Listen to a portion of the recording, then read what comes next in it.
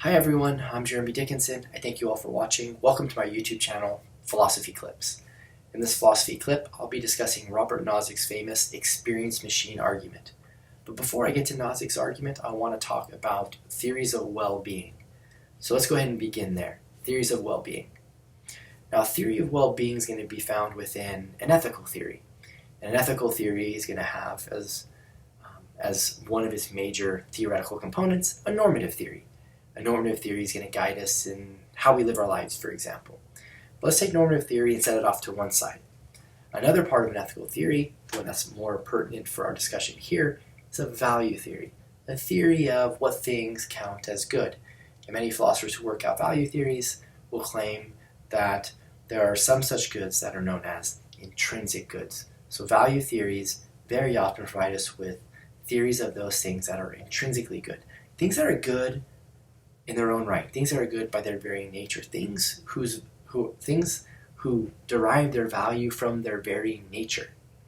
Okay, so these are some really, really interesting goods. These are some really, really supreme goods, if I can put it that way, that are worthy of our pursuing, according to those who work out value theories, according to those who do ethics more generally. So a theory of well-being is going to be found within a value theory. It's going to provide an account of those things that are intrinsically good, but for us. So there's that qualification, the for us bit here. So value theory tells us what's intrinsically good. A theory of well-being tells us what's intrinsically good for us. Now keep in mind, before I give a bit of a taxonomy of different theories of well-being, keep in mind that one could claim in one's value theory that the theory of well-being and the theory of value, they're identical. Okay, one could claim that all those things that are intrinsically good, full stop, are also intrinsically good for us. Okay, so the relationship typically between a theory of value and a theory of well-being is going to be the following. You have those things that are identified as intrinsically good, full stop. A theory of well-being is going to be a theory of those things that are intrinsically good. A theory of well-being is going to give you the account of those things that are also intrinsically good for us. And a moment ago I claimed that there could be perfect overlap between these theories. So a theory of well-being could say all of the things that have been identified in the value theory are also intrinsically good for us. Now, of course, that's perfectly compatible with the value theory maintaining that there's only one thing that's intrinsically valuable. And then the theory of well-being then, according to the relevant theorist, could say, yeah, that thing's also intrinsically good for us. Okay, that's obviously one possibility in the logical space.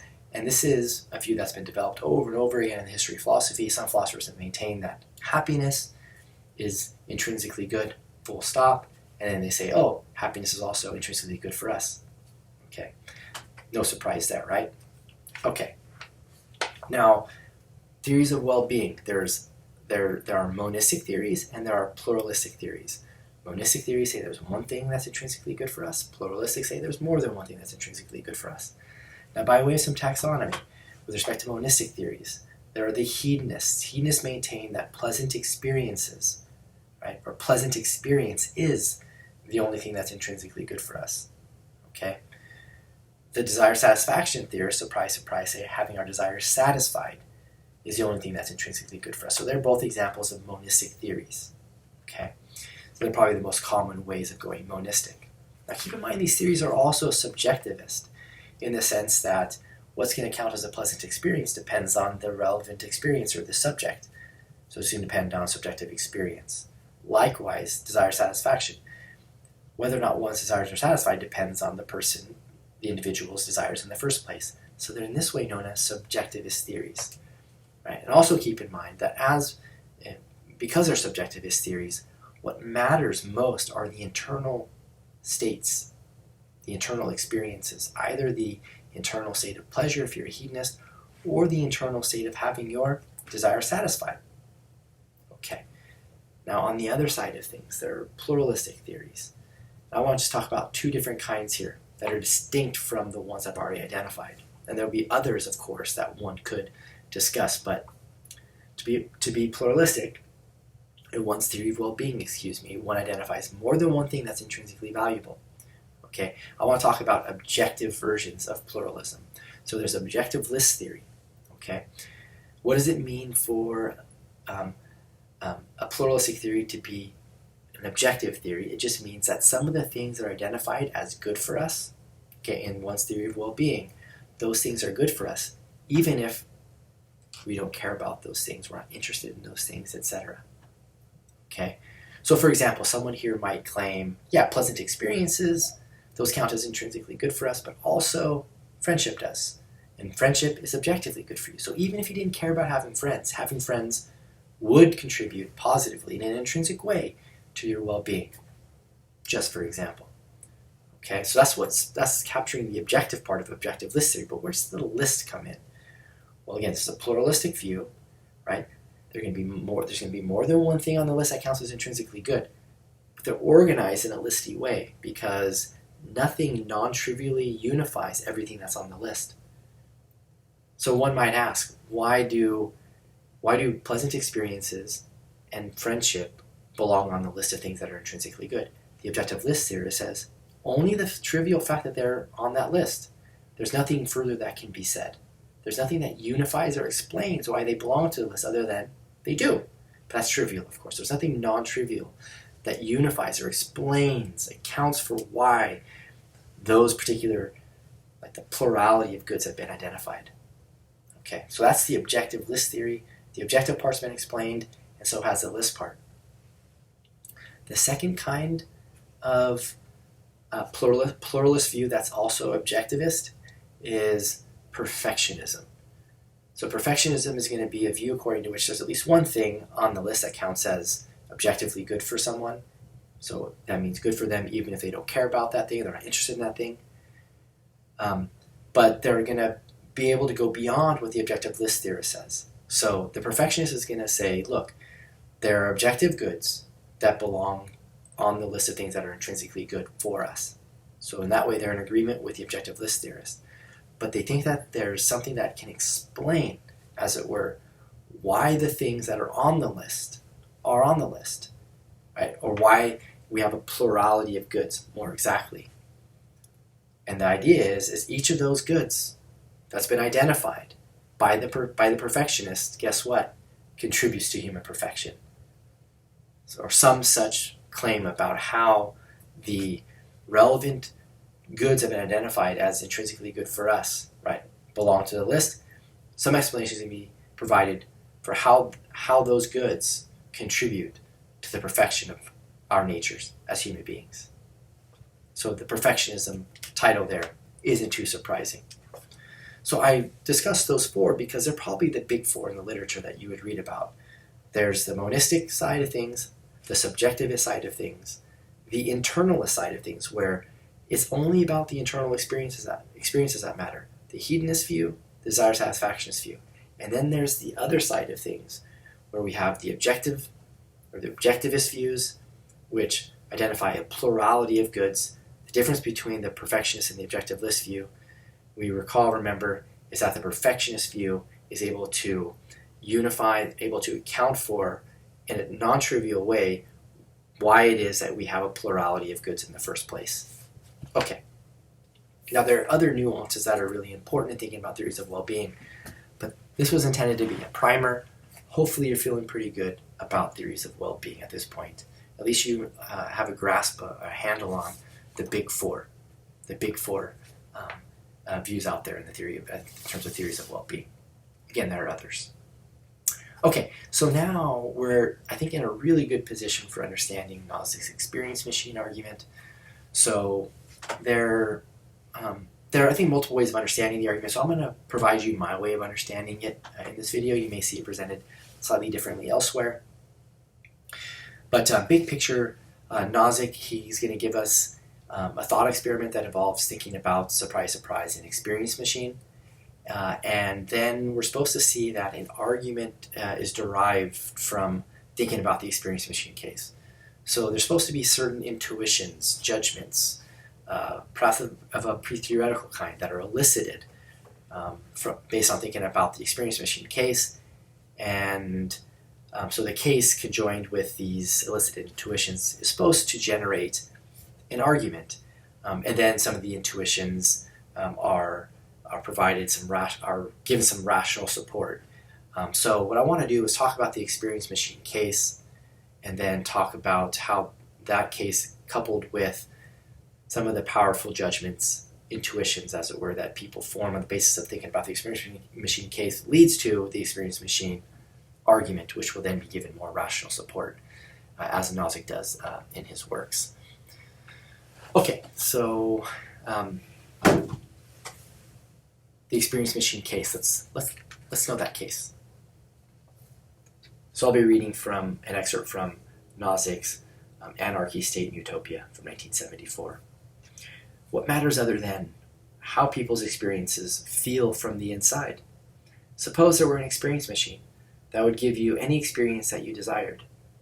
Super-duper neuropsychologists could stimulate your brain so that you would think and feel you were writing a great novel, or making a friend, or reading an interesting book, or climbing Everest. That's me. The last example was me. All the time you would be floating in a tank with electrodes attached to your brain. Should you plug into this machine for life, pre-programming your life's experiences? If you are worried about missing out on desirable experiences, we can suppose that business enterprises have researched thoroughly the lives of many others. You can pick and choose from their large library or smorgasbord of such experiences, selecting your life's experiences for, say, the next 2 years. So you have access to like this database, right, which has an extensive library of experiences to choose from. After 2 years have passed, you will then have 10 minutes or 10 hours out of the tank to select the experiences of your next 2 years. Of course, while in the tank, you won't know that you're there. You'll think it's all actually happening. Right? So from the inside, it's going to feel the same. So you might imagine, like the climbing Everest example I gave a moment ago. Right? You might imagine yourself actually climbing Everest, but you also might imagine being hooked up to the experience machine. And from the inside, it feels the same. Okay, that's the force of the point that Nozick is making here. When he claims, you'll think it's all actually happening, even though it's all virtual. Others can also plug in to have the experiences they want, so there's no need to stay plugged in to serve them. Here's a parenthetical. Ignore problems such as who will service the machines if everyone plugs in. Another question arises. Would you plug in? What else can matter to us other than how our lives feel from the inside? What else matters other than the raw or pure experiences? Right? Nor should you refrain because of the few moments of distress between the moment you've decided and the moment you're plugged. What's a few moments of distress compared with a lifetime of bliss, if that's what you choose? And why feel any distress at all if your decision is the best one? So that's the experience machine case. So the idea here is that there's this massive supercomputer with access to all kinds of experiences that you can basically download right into your brain via these electrodes, and you'd have all these virtual experiences. And we can imagine the technology improving just so dramatically, right, to where the experiences, they feel so authentic, they feel so real from the inside, but they're virtual nonetheless. Okay? So that's the experience machine case. And what Nozick thinks is this. He thinks that you're going to, upon learning of the case, you're going to say, nah, nope, I'm not plugging into that.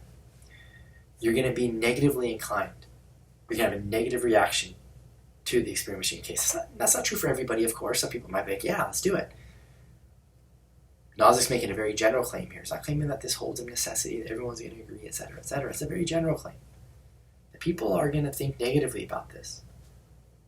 And it's the fact that they think negatively about this that's ultimately needing of some explanation that's going to conflict with certain views of well-being.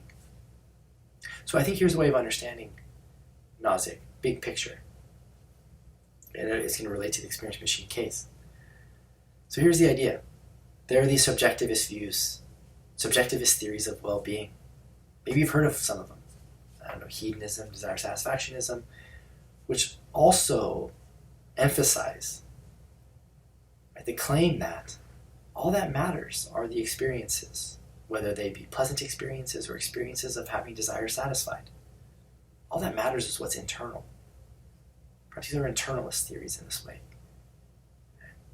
So perhaps you've heard of these theories of well-being, maybe from, I don't know, about 5 minutes ago, 10 minutes ago.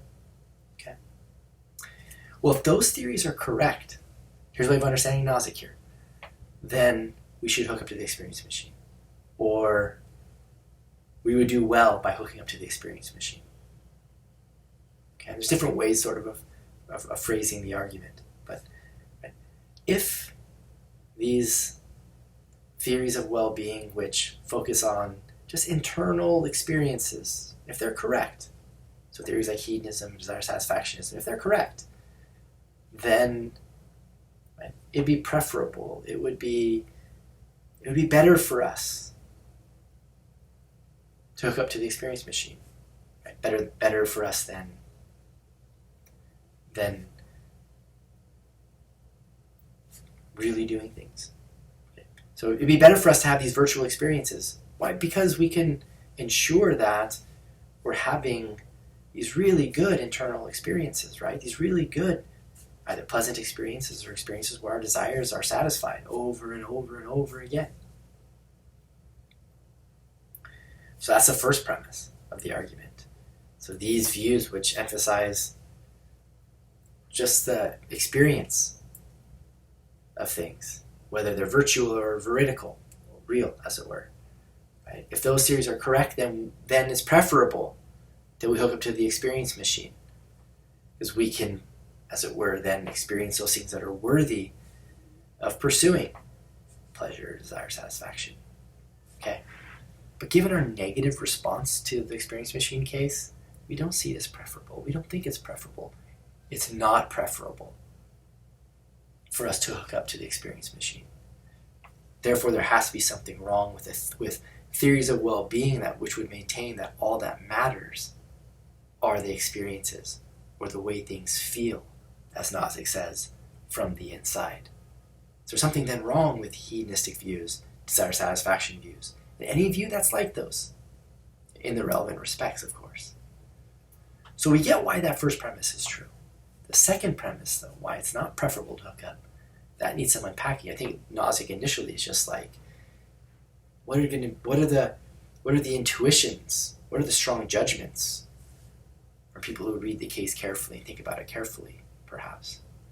But then he wants to provide some rational support for that second premise, for the claim that we don't think it would be preferable, that it wouldn't be preferable to hook up. And he tells us, look, we really want to do things, don't we? We don't want to just exist in a virtual reality. We want to exist in a veridical reality, as we say, a real reality. We care where our experiences come from. So it's not enough that we just have the experience of, say, climbing Everest. Right? Imagine getting to the top. You really did it. You really did. Didn't just feel like you really did. Right? Now compare that with the virtual state of doing it. Even if we imagine the experience is feeling the same, even if the pleasure ends up being exactly the same in both cases, from a bird's eye view, like an objective perspective, if we're able to examine both side by side, we say, give me the one where I really do it. That's supposed to provide some rational support for why, at least some initial rational support for why we would say it's not preferable that I hook up to the experience machine, even though I can get those experiences in a virtual way. Moreover, to continue adding rational support to that second premise, Nozick says we care about the kind of people that we are. We care about developing our characters. And you can't do that in an experience machine. What's required to develop your character is relationships with the world, which provides, guess what? Some kind of pressure, provides some pushback, doesn't it? Provides resistance, which is needed to develop our characters. In the experience machine, it's all virtual. There's no genuine pushback, resistance, stubborn things, as it were, that are pushing back against us. So that's the second line of support. The third line of support is that we want to have experiences that transcend a merely man-made or human-made, reality. Don't we? We want to be connected to the natural world. That natural world's been here long before human beings were. Don't we want to experience the grandeur of the natural world, looking at the Pacific Ocean, right? Or climbing Everest, just beholding the beautiful mountain, get to the top. Can you imagine what that feels like when you really do it? If you're an experience machine, you haven't transcended a human-made reality because it's all virtual.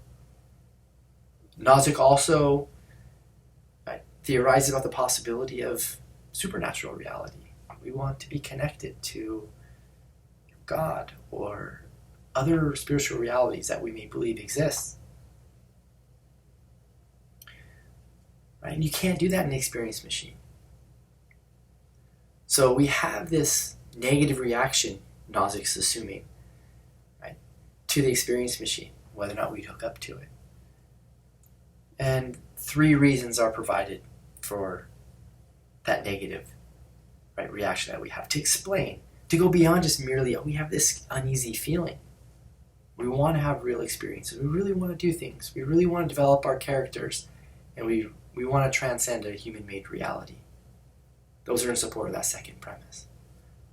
Okay, so keep in mind that Nozick isn't making the following naive claim. He's not saying, look, when one really climbs Everest, as opposed to virtually does so, the pleasures are better.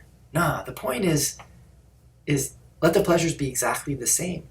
It's still better to really climb Everest. That tells us that there's something besides just internal experiences that matters to our well-being, at least according to Nozick's argument. Right? We could even suppose that you'd get, right, more pleasure in the experience machine. It's still better, the way I interpret Nozick, to really climb Everest as opposed to virtually do so. Again, even if we suppose you get more pleasure climbing Everest in the experience machine than if you really do. So the claim here is really, really important. He's not saying that when we really do things, when we really develop our characters, when we transcend a human-made reality, the pleasures will just be better or our desires will be more satisfied. No, that's not the claim at all. The claim is that there seems like there's something beyond what goes on inside of us, the experiences that we have that matters. Or in other words, it matters like the source or the origins of our experiences. Are they veridical or are they virtual? That makes a difference in terms of our well-being levels on Nozick's view. Okay, so that's Nozick's experience machine argument. If you have any questions about anything I've said in this video about well-being, about the experience machine case, about the experience machine argument, the support for the argument, please let me know. Drop me a line, leave me a comment below. If not, I'll see you guys in my next video. Thank you all for watching. Bye-bye.